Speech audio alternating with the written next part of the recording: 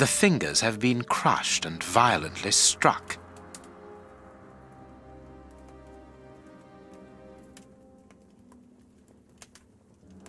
The fingers have been crushed.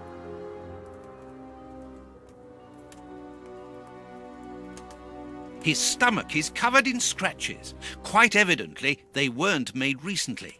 So, these wounds were not made by his murderers.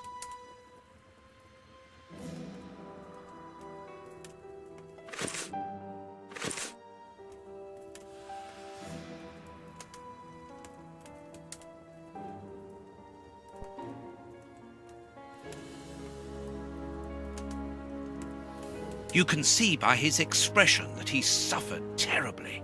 His mouth is covered in blood, and I can make out strips of skin between his teeth.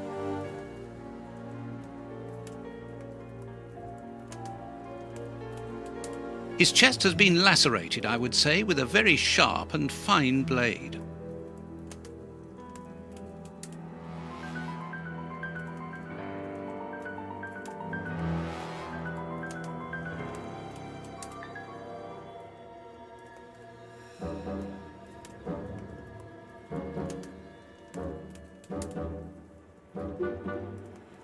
His forearms have been ripped, pieces of skin have been torn off. What do you think, Watson? I'd say that he was eaten alive. Yet I've noticed a curious degeneration of the skin tissue around the wounds. My dear friend, everything points to this man having gnawed at his own forearms. That's unbelievable, Holmes.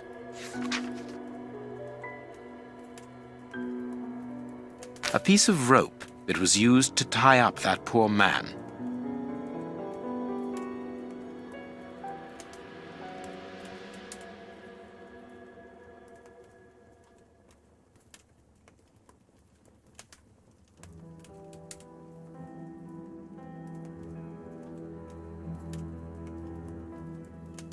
These burns are terrible.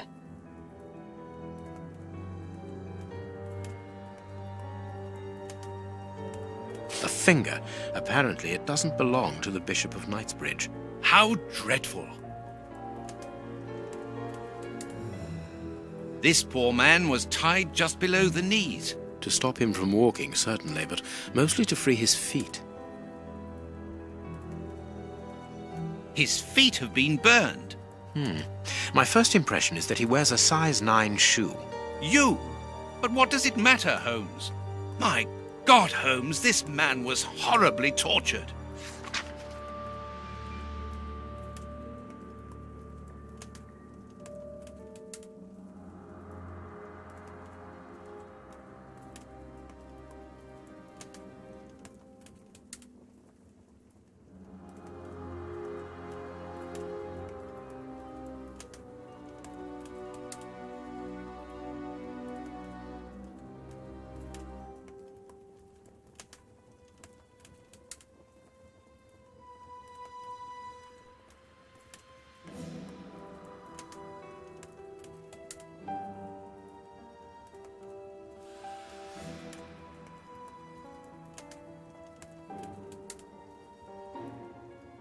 Something is missing here. Oh, yes? And what might that be? His shoes. Watson, his shoes are missing.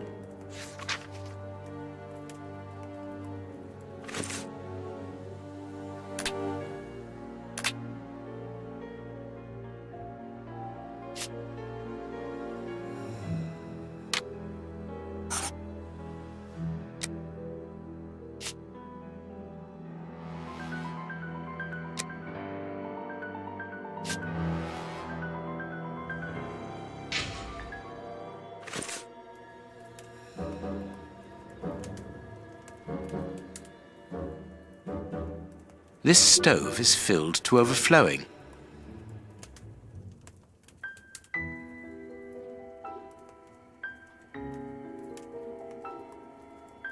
A bottle of whiskey. I can make out fingerprints stained with blood and dirt. A broken phial and blood near the neck. What a strange smell. Phew. Chemical components, I think.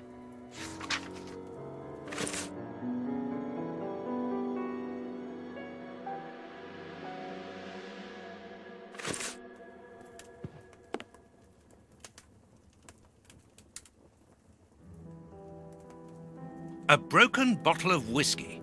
However, the Bishop of Knightsbridge was known for his sobriety.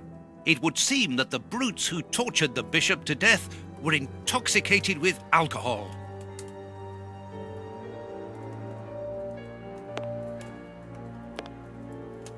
There is blood on this paperweight. This paperweight was used to crush the victim's fingers.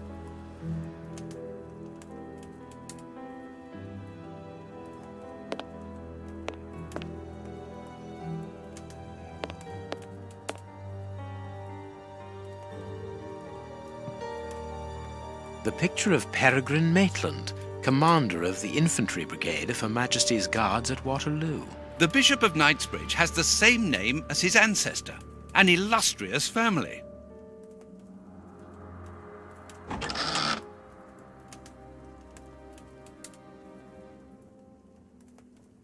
A whip?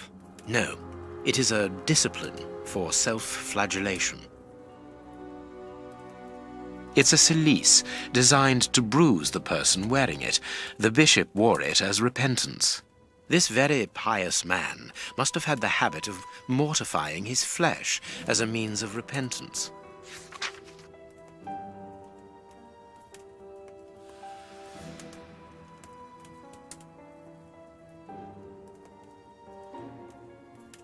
This metal rod is for fastening the chilice.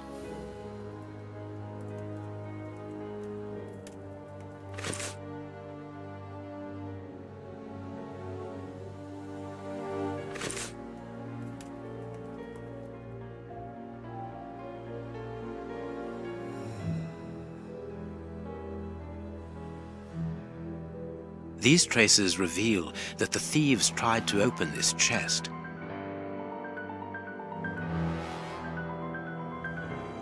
Reverend, I'm missing something, an implement with which to open this chest. Could you tell me where to find it? No, go to the devil! What are you afraid of, Reverend? What is inside the chest? I'm not afraid of anything. In fact, I do have the necessary implements, but if I have to give them to anyone, it will be to a representative of the law and no one else.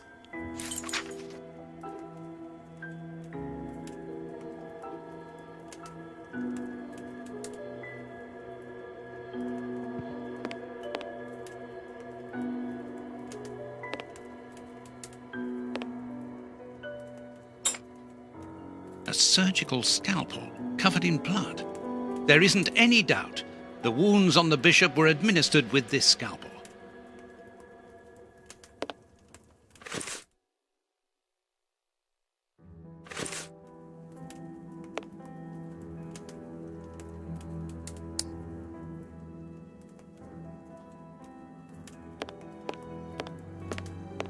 This door has not been forced.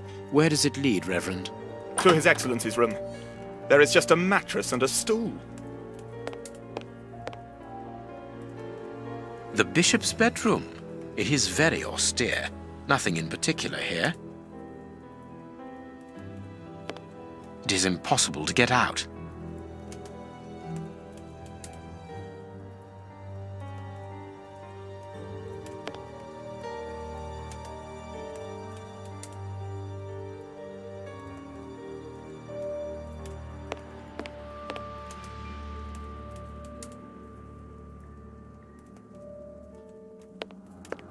Closed.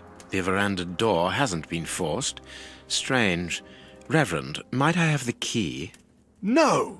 You have no authority here. Let me call the police. Perhaps we should listen to him, Holmes. Perhaps you should let me get on with this, Watson.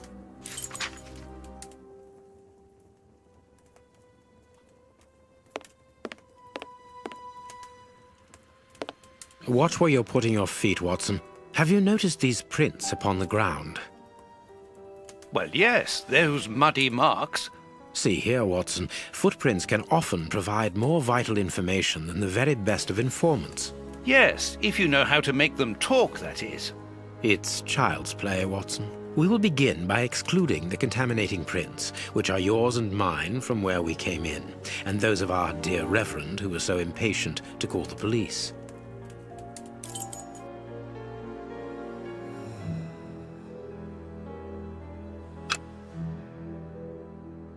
A fragment of stone. Peculiar. Well-worn shoes with an odd pattern on the soles.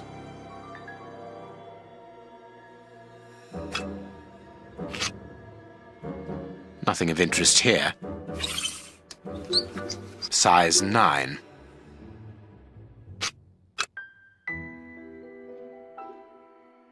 Hobnail boots like those worn by labourers.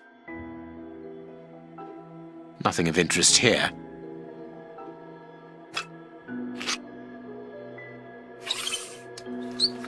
Size 9.5.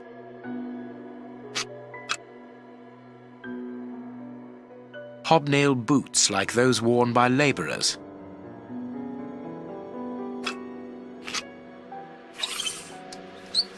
Size 9.5. Hobnail boots like those worn by labourers.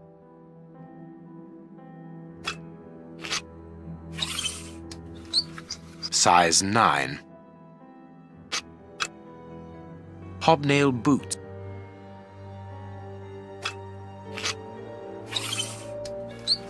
Size 9.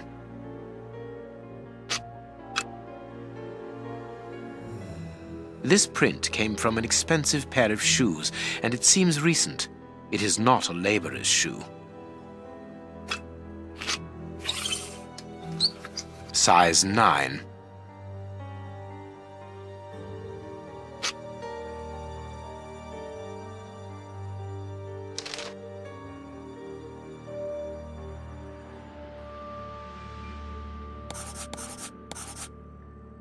Perfect. We now know that there were 3 crooks.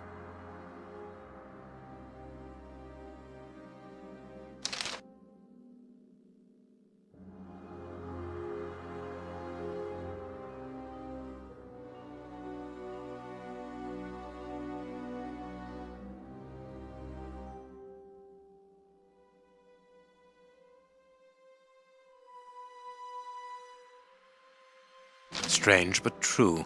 One of the crooks was wearing a different pair of shoes when he left here. Therefore we have 3 men who came in and left again, but one of them was wearing a different pair of shoes from the ones which he came in with.